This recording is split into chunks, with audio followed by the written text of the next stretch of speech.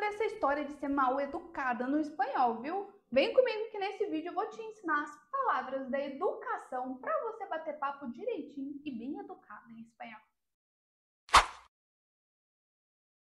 Buenas, eu sou Jessy e eu tô aqui para destravar o teu espanhol. Hoje, especificamente, vamos destravar a educação. Bora ser educado dentro do espanhol, tanto quanto você é dentro do português. E, é claro, deixa eu te lembrar que tá na hora de deixar o like nesse vídeo, seguir o canal e ativar o sininho das notificações. Porque de domingo a quinta-feira, às 8 da noite, tem vídeo novo por aqui. Conteúdo específico para te ensinar a falar, bater papo, conversar em espanhol sem travar. E sim, o YouTube não é sempre que te avisa, não adianta só se inscrever, tem que ativar o sininho, porque senão você vai perder muito conteúdo que sai aqui toda semana. Bora falar de educação? Bora te ensinar as palavrinhas educadas que você precisa usar dentro do espanhol. Primeira coisa, por que eu resolvi gravar este vídeo, o vídeo da educação do espanhol? Porque eu já vi tanta gente, brasileiros e estrangeiros, sendo tão grosseiro, mas tão grosseiro, na patada, na voadora,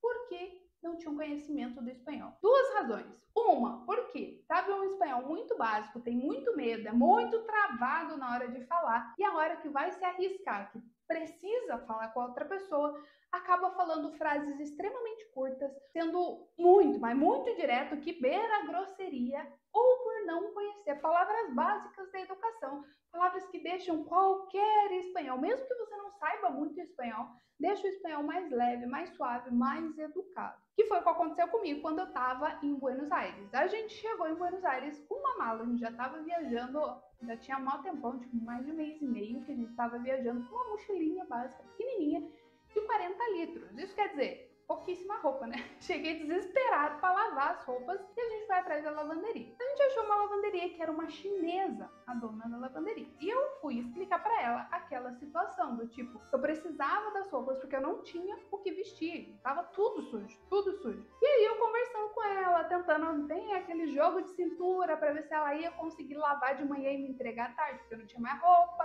Aquela coisa, né? Tentando ser o mais educada possível, mostrar o lado, ver o que ela podia fazer para me ajudar. A mulher, que não sabia espanhol direito, entrou em pânico, desesperação total do outro lado ali do balcão. E ela simplesmente catou a minha bolsa e começou assim, ó, a jogar todas as minhas roupas ali, colocando tudo dentro do cesto. Eu não tinha falado nada que eu ia fechar. E aí depois ela simplesmente pegou um papel, tacou na minha mão, 2.000 pesos. 2.000 pesos daquele jeito, né? Aquele sotaque bem chinês. E eu fiquei tão reação com a grosseria dela, porque ela não me respondia o que eu perguntava, ela não falava, ela jogou papel, jogou tudo minha sopa, tudo calado, e pegou e jogou papel na minha mão. E eu fiquei olhando pra cara do meu marido assim, tipo, eu nem sei o que eu falo, eu não sei nem o que eu faço, eu sei que eu saí de lá com o papel na mão, sem saber. Daí eu cheguei na esquina e falei, gente, como assim? Eu fiquei tão sem reação que eu nem respondi ela. E isso pode ser você.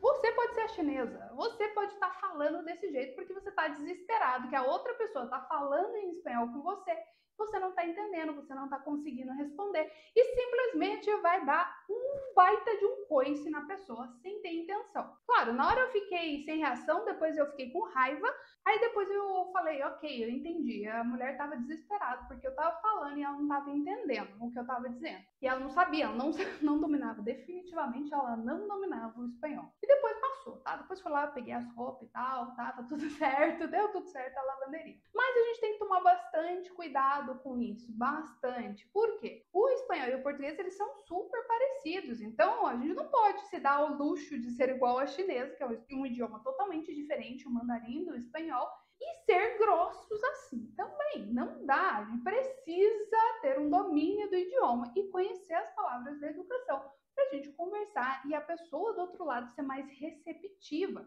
Porque quando você fala com educação, por mais que você não tenha um bom domínio do espanhol, a outra pessoa do lado fica muito mais propensa a te ajudar.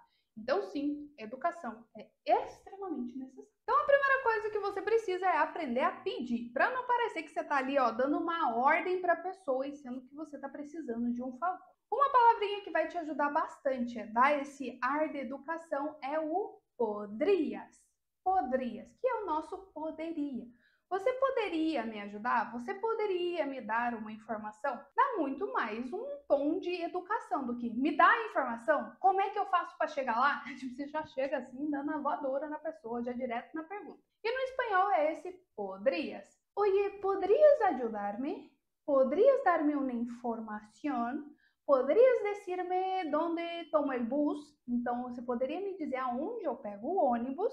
E assim por diante. Esse poderias vai encaixar para tudo que você precisa perguntar para a pessoa. E uma coisa muito legal, que no começo eu tinha um pé atrás, vou confessar, que é esse tal desse oye. Oye, tu, oye, ajuda-me, porfa. Oye, poderias dar-me uma informação? Esse oye, eu achava ele meio grosseiro, sabe? Eu achava que era do tipo, você! Assim, meio berrando com a pessoa. Mas não, é extremamente usado em todos os países que eu já conheci que falam espanhol. Eles usam esse oye e é muito tranquilo. Então, sim, pode usar sem medo, que é do tipo mais para chamar a atenção da pessoa. Então, você quer pedir uma informação para alguém na rua. Você fala, a pessoa tá vindo, você vai falar, oye, poderias dar-me uma informação, por favor? Tranquilo, tranquilo. É muito bom, soa super como nativo. E esse oye já chama a atenção. Eu não sei como você usa aí no português, mas aqui no Paraná a gente fala e dependendo do contexto ele não é muito educado, né? Pode ser meio grosseiro. Eu acho que é por isso que eu tinha um pé atrás com esse oye do espanhol, mas pode ficar tranquilo, usa sem medo e coloca aí o poderias que vai ficar ainda melhor.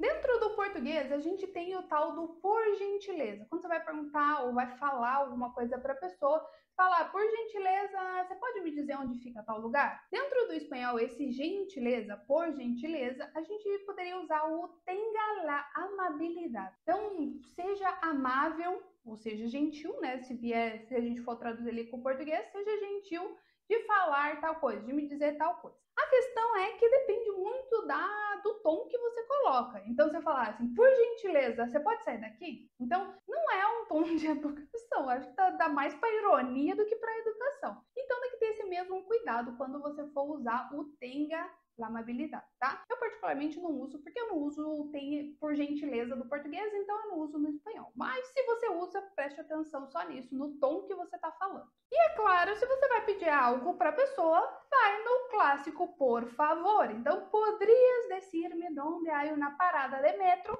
Por favor. É igual do português. Não me vem com aquele negócio do por favor. Por Deus. Eu já escutei isso.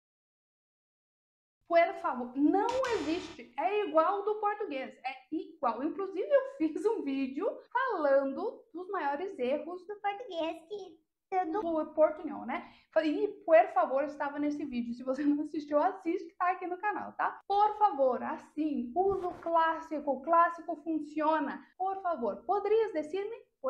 Poderias ajudar-me? Por favor, por favor, por favor. Nada de por favor.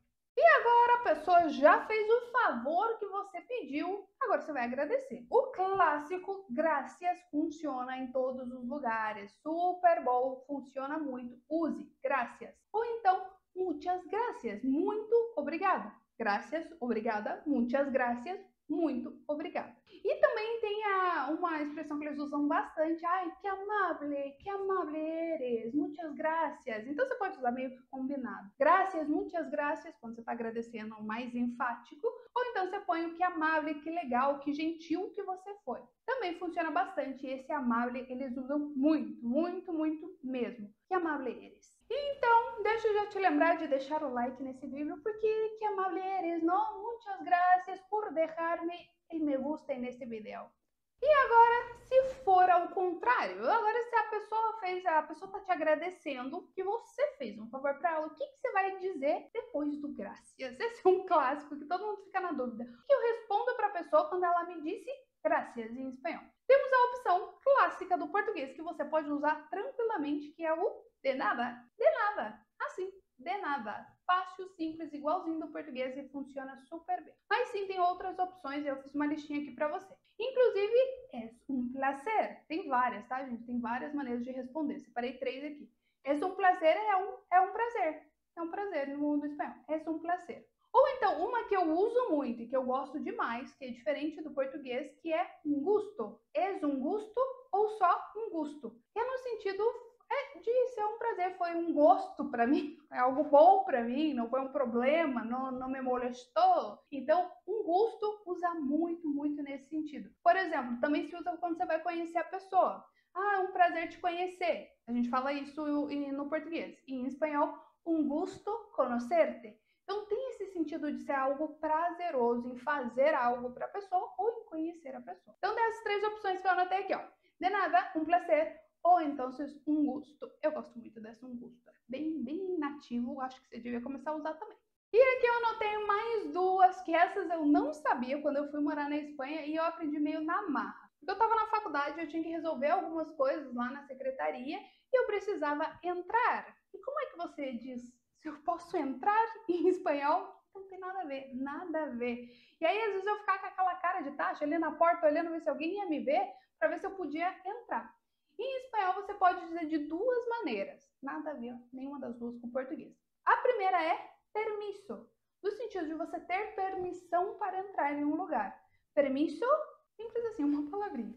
A outra é puedo passar, no sentido posso passar aí para dentro, puedo passar o permiso. Não tem essa história do posso entrar, puedo.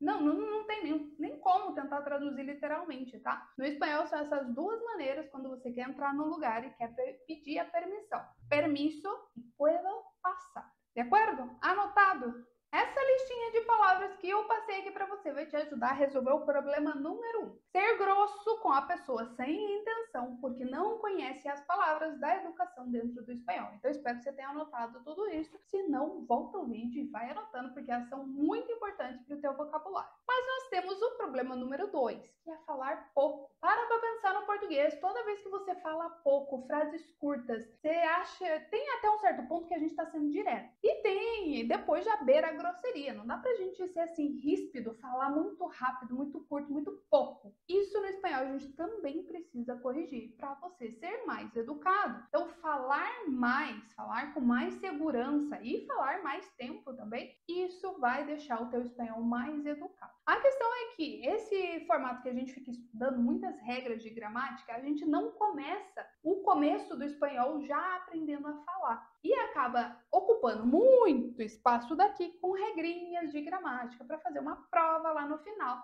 E o falar, que é bom mesmo, acaba que vem só depois e você não consegue desenvolver muito bem a fala. Então você acaba falando coisas muito curtinhas, aqueles exemplos de frase de livro didático que ninguém usa e que é bem grosseiro, dependendo ali do jeito que você coloca. Então o segredo é você começar desde o começo aprendendo a falar. A gente não tem que aprender a gramática do espanhol para depois aprender a falar, muito pelo contrário. A fala é um processo de desenvolvimento passito a passito. Então, desde o começo, você tem que aprender a desenvolver a fala. E como que a gente vai fazer isso? Treinando! O espanhol não se estuda, o espanhol se treina. E é isso que você precisa fazer. Treinar suas habilidades de conversa em espanhol. Para você falar mais, aprender a descrever as coisas, explicar quando você não sabe o nome de um determinado objeto, uma determinada coisa. Esse falar, desenrolar o espanhol, mesmo que você não tenha aquele vocabulário específico, é o que vai deixar o teu espanhol muito mais bacana, muito mais para conversa realmente, sem ser a chinesa dessa história que eu te contei, grosseira,